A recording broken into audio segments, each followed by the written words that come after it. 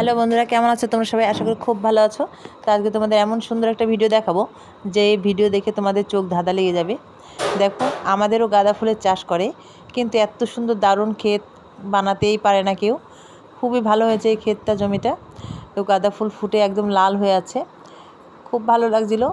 এবার বৃষ্টি বর্ষার যা ওয়েদার, তো এই ক্ষেতটা যে এত সুন্দর হয়েছে ধারণার বাহির। তো যাই হোক, চাষির খাটনির ফল একটু ভালো হলে বেশ মনটাও ভালো লাগে।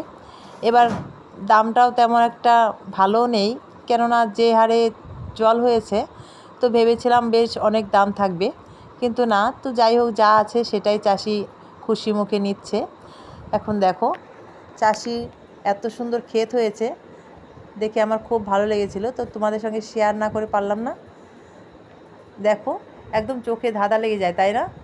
আচ্ছা বন্ধুরা, আমার ভিডিও ভালো লাগলে লাইক, কমেন্ট, ফলো করে দিও, আর নতুন নতুন ভিডিও দেখার সুযোগ করে দিও। এই পর্যন্ত।